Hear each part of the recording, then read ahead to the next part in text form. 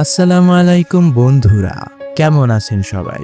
তো আজকের এই গল্পটাতে পাঁচজন বলত একটা ঘটনার কারণে পেয়ে যায় সুপার পাওয়ার, কিন্তু এক্ষেত্রে আবার কয়েকজন মানুষ ভয়ঙ্করভাবে অসুস্থ হয়ে গিয়েছিল।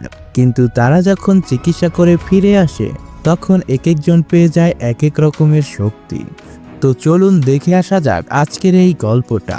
তো গল্পের শুরুতেই আমরা একটা অ্যাম্বুলেন্স দেখতে পাই, যার ভেতরে একজন রোগীকে হাসপাতালে নিয়ে যাওয়া হচ্ছিল। কিন্তু দুর্ভাগ্যবশত পথিমধ্যেই সেই ছেলেটা রাস্তাতেই মারা যায়।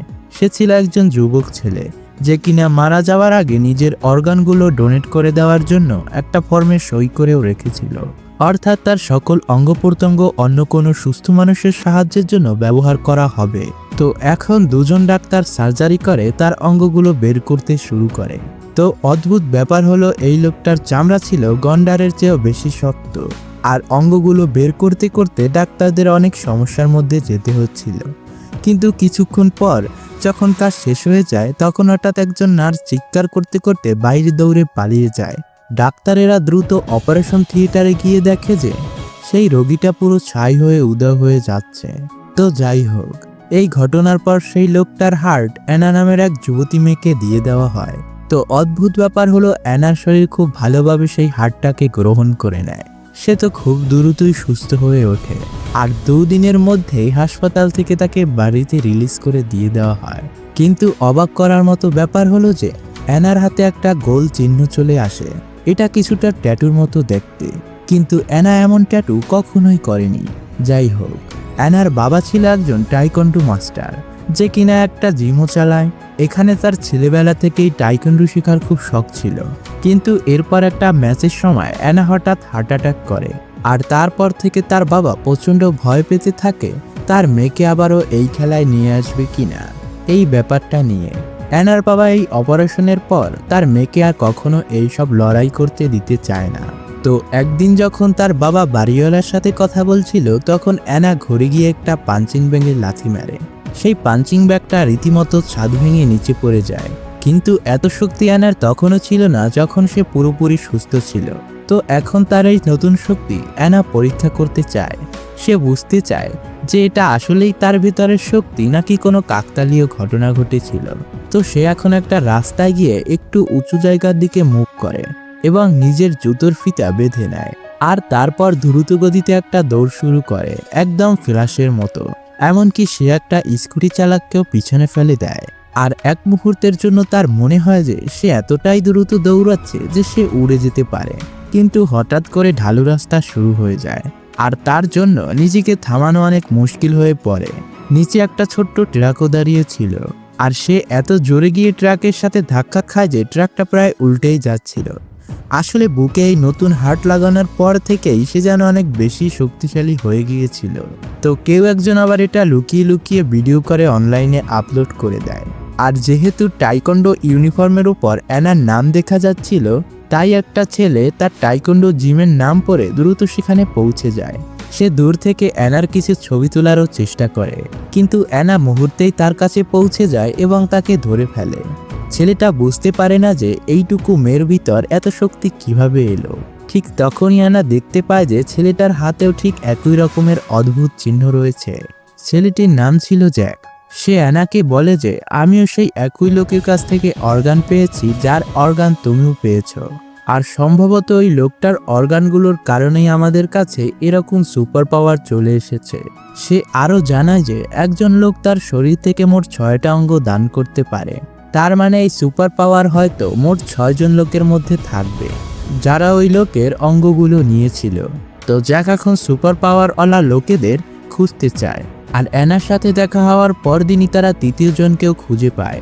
সেদিন অ্যানা লুকিয়ে একটা দৌড়ে অংশ নিয়েছিল, কারণ যে জিতবে সে খুব দামি একটা জুতো পুরস্কার পাবে। আর অ্যানা তো খুব সহজেই সবাইকে পিছনে ফেলে ওই ম্যাচ জিতে যায়, আর সে নিজের জুতোটা দেখতে থাকে। তখনই একটু বয়স্ক ধাঁচের একজন মহিলা তাদের কাছে চলে আসে।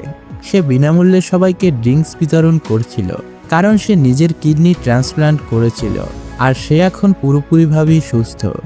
এই কথা শুনে তারা দুজন সাথে সাথে ওই মহিলার হাত দেখতে চলে যায়, কিন্তু সেখানে কোনো অদ্ভুত চিহ্নই ছিল না। কিন্তু কিছুক্ষণ পর মহিলাটা ঘুরতেই তার কোমরে সেই অদ্ভুত গোলাকার চিহ্নটা দেখতে পায়। অর্থাৎ এই মহিলার ভেতরেও কোনো সুপার পাওয়ার রয়েছে। এখন পরের দৃশ্যটা একটা বিলাসবহুল বাড়িতে আমরা দেখতে পাই, যেখানে মিনু নামের একজন ব্যক্তি প্রায় মরার মতো পরিস্থিতিতে চলে গিয়েছিল।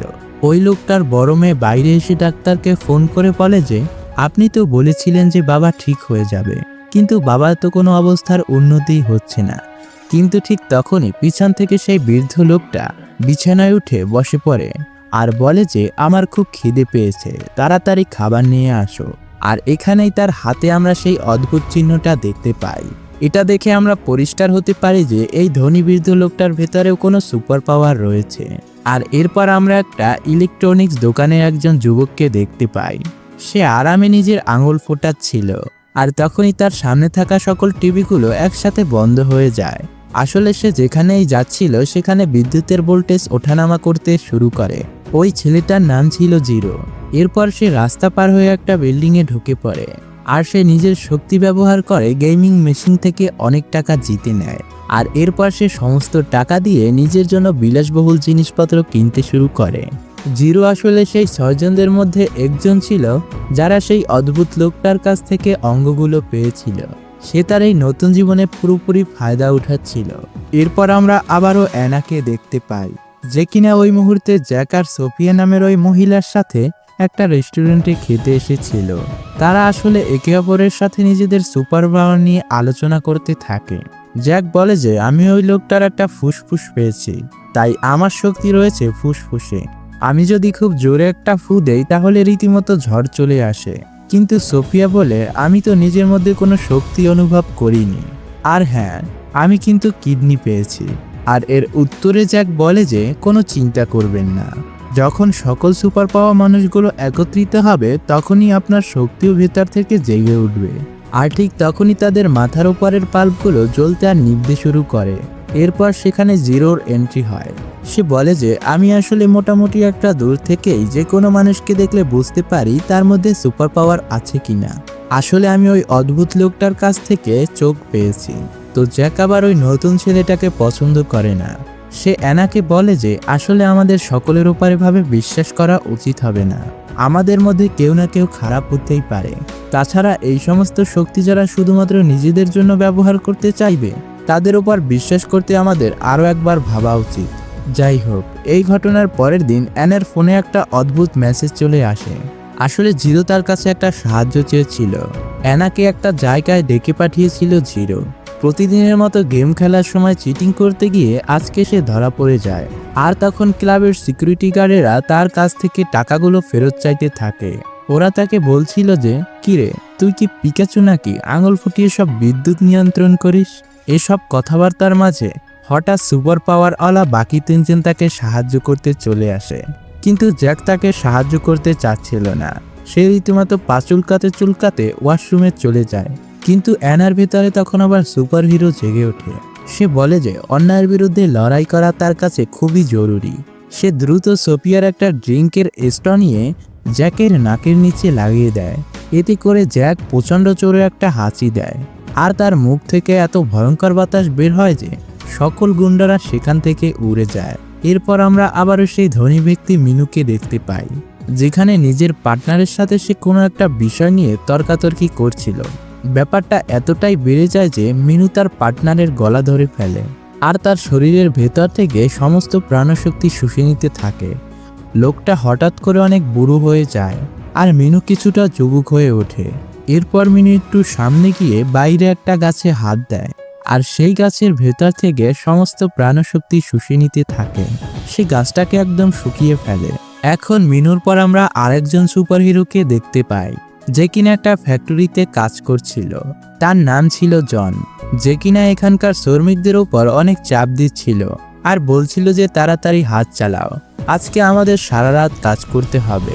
এইসব কথা শুনে একজন শ্রমিক রেগে গিয়ে বলে, স্যার, আপনি একদম ঠিক করছেন না।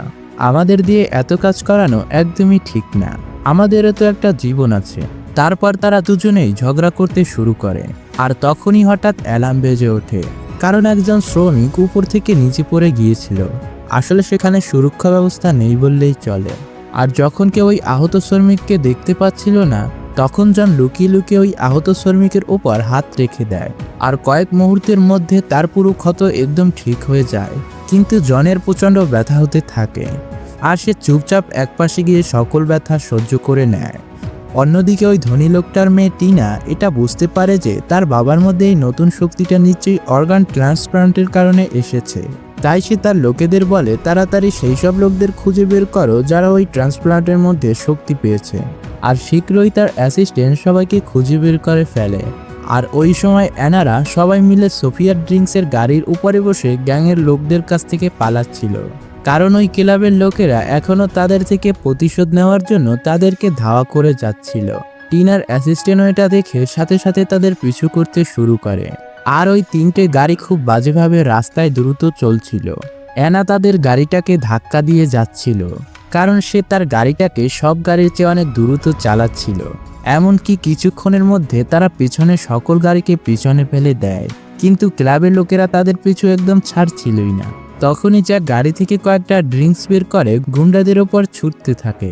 গুন্ডাগুলোর গাড়ির সামনের কাচ সাদা হয়ে যায়, যার কারণে তারা রাস্তা হারিয়ে ফেলে। আর এরা চারজন গুন্ডাদের হাত থেকে এ যাত্রায় প্রাণে বেঁচে যায়। কিন্তু গাড়িটার গতি এত বেশি ছিল যে তারা সোজা গিয়ে একটা বারবিকিউ রেস্টুরেন্টে ঢুকে পড়ে। চারজন এমনভাবে ভাব করে বসে থাকে যে তারা সেখানে বারবিকিউর জন্য অপেক্ষা করছে, আর ভাবছে কেন ওয়েটার আসছে না। এরপর রাত হওয়ার কারণে সবাই রেস্টুরেন্ট থেকে বেরিয়ে আসে। এখানে জ্যাক আবার জিরোর সাথে ঝগড়া শুরু করে দেয়। সে বলে যে তোর চক্করে আজ আমরা সবাই মারা পড়তে চলেছিলাম। এভাবে তাদের ঝগড়াটা এতটাই বেড়ে যায় যে তারা সবাই নিজের রাস্তায় একা একা চলে যায়। এই ঝগড়ার কারণে হওয়া বিচ্ছেদের কারণে অ্যানা খুব কষ্ট পায়। সে আসলে 1 বছর ধরে মেডিকেলে ছুটিতে ছিল, সে স্কুলেও যায়নি, তার কোনো নতুন বন্ধুও ছিল না। আর তাই জ্যাক আর সোফিয়ার সাথে কাটানো সময়টা তার অনেক ভালো লাগতো। আর এখন তো সবকিছুই শেষ হয়ে গেল। কিন্তু পরের দিন জ্যাকের মাথা কিছুটা ঠান্ডা হলে সে আবার অ্যানার কাছে ক্ষমা চাইতে চলে আসে। সে বলে যে আমি আসলে রাগের মাথায় একটু বেশি বলে ফেলেছি, সরি, আমাকে মাফ করে দিও। অ্যানা প্রথমে একটু নাটক করলেও পরে সে জ্যাককে ক্ষমা করে দেয়। তখন সে বাকি চারজনকে আবার এক জায়গাতে ডাকার পরিকল্পনা করে। অন্যদিকে টিনার অ্যাসিস্ট্যান্ট তাদের রেকর্ড করা ভিডিওগুলো দেখায়। আর টিনা সিদ্ধান্ত নেয় যে লোকগুলোকে আসলে তাদের ধরতে হবে, কারণ তাদের শরীর থেকে যদি কিছু শক্তি বের করে কিছু ঔষধ বানাতে পারে, তাহলে না জানো সেই ঔষধ কত ধরনের রোগকে সারিয়ে তুলতে পারবে। আর স্বাভাবিকভাবেই এমন কোনো ঔষধ তার হাতে চলে আসলে সে অনেক বেশি ধনীও হয়ে যাবে, কারণ টিনা একজন ফার্মাসিউটিক্যাল কোম্পানির মালিক ছিল। এদিকে ততক্ষণ অ্যানা, সোফিয়া আর জিরো সেই দেখা করার স্থানে চলে আসে। ওই সময়ের মধ্যে জিরো এটা খুঁজে বের করে ফেলতে পারে যে লিভার ট্রান্সপ্লান্ট করা সেই লোকটা কাছেই আছে। তারা সবাই মিলে এখন শুধু জ্যাকের জন্য অপেক্ষা করছিল। তারা সবাই মিলে ওই নতুন সদস্যটাকে খুঁজতে যাবে যে কিনা লিভার পেয়েছিল। ওদিকে ফ্যাক্টরিতে আমরা জনকে তার সিনিয়রদের সাথে কথা বলতে দেখি। সে বলে যে স্যার, এই ফ্যাক্টরিতে কাজ করা শ্রমিকদের সুরক্ষা আমাদের আরও একটু বাড়াতে হবে। কিন্তু তার সিনিয়র অফিসাররা তার কোনো কথাই শোনে না, কারণ ওই শ্রমিকদের জীবন তাদের কাছে খুবই নগণ্য ছিল। এদিকে জনের উপরে কাজের চাপ এতটাই বেশি ছিল যে সে নিজের কাজ করার জন্য নিজের লাঞ্চের ব্রেকটাই ছেড়ে দেয়। কিন্তু তার ক্লান্ত সঙ্গীরা খাবার খেতে সেখান থেকে চলে যায়। আর তখন কারো এটা চোখে পড়েনি যে পাশের একটা গ্যাস ট্যাঙ্ক ধীরে ধীরে লিক করছে। এদিকে ফ্যাক্টরির বাইরে আমরা তিনজন সুপার হিরোকে তখনও জ্যাকের জন্য অপেক্ষা করতে দেখি। ঠিক তখনই ফ্যাক্টরির ভেতর থেকে একটা প্রচণ্ড বিস্ফোরণের শব্দ আসে। জন তখন তাড়াতাড়ি সকল শ্রমিকদের বের করে দিতে শুরু করে, যাতে কম সংখ্যক লোক এই আগুনে আহত হয়। কিন্তু দুর্ভাগ্যবশত একজন শ্রমিক সেফটি ডোরের পেছনে আটকে যায়। এটা দেখে জন প্রচণ্ড ঘাবড়ে যায়। সে নিজের হেলমেট দিয়ে জানালা ভাঙতে শুরু করে, কিন্তু কোনোভাবেই জানালা ভাঙছিল না। আর ঠিক সেই সময় অ্যানা একদম সঠিক মুহূর্তে সেখানে চলে আসে। সে দরজায় একটা প্রচণ্ড জোরে লাথি মারে এবং ওটা ভেঙে দুমড়ে মুচড়ে যায়। সেই সাথে বিস্ফোরণে উড়ে আসা গ্যাসের ট্যাঙ্কগুলোকেও সে লাথি মেরে সরিয়ে দিচ্ছিল। কিন্তু ভেতরের ইলেকট্রিক সিকিউরিটি দরজাটা খুবই শক্তিশালী ছিল। এটা দেখে এগিয়ে আসে জিরো, কারণ সে যে কোনো ধরনের ইলেকট্রিক যন্ত্র নিজের মতো করে কন্ট্রোল করতে পারে। সে এক চুটকিতেই সেই দরজাটা খুলে ফেলে। অন্যদিকে জ্যাক দেরি করে হলেও ঘটনাস্থলে পৌঁছে যায়। সকল জায়গায় ধোঁয়ায় ভরে গিয়েছিল। আহত লোকদের খুঁজে পাওয়া যাচ্ছিল না। তখনই জিরো আর একটা চুটকিতে সকলের ফোনের রিংটোন চালু করে দেয়। জ্যাক সমস্ত শ্রমিকদের অবস্থান জেনে একে একে তাদের সকলকে বাঁচাতে শুরু করে, কারণ সে নিঃশ্বাস টেনে নিজের ভেতরে অনেকক্ষণ রাখতে পারছিল, কারণ তার ফুসফুসের মধ্যে থাকা শক্তি তাকে অনেক সাহায্য করছিল। আর এখন যে আহত শ্রমিককে সেখান থেকে নিয়ে আসা হয়েছিল, জন তখন সাথে সাথে নিজের শক্তি দিয়ে সেই লোকটাকে সুস্থ করে ফেলে। কিন্তু এবারের কাজটা জনের জন্য খুবই কঠিন হয়ে পড়ে। এই কারণে সে অসুস্থ হয়ে কাশতে কাশতে তার মুখ থেকে রীতিমতো রক্ত বেরোতে শুরু করে, আর জন একেবারে মরণাপন্ন অবস্থায় চলে যায়। তো এর মধ্যে দিয়ে এই গল্পের প্রথম পর্ব এখানেই শেষ হয়। যদি তোমাদের ভালো রেসপন্স পাই তাহলে আমি এর দ্বিতীয় পর্বটা খুব শীঘ্রই নিয়ে আসবো আমার চ্যানেলে। তো সবাই ভালো থাকো, সুস্থ থাকো, আর এ ধরনের মজাদার নতুন নতুন মুভি এক্সপ্লেনেশন দেখতে চাইলে চ্যানেলটাকে সাবস্ক্রাইব করে পাশে থাকা বেল আইকনটিকে অন করে রাখো। আল্লাহ হাফেজ।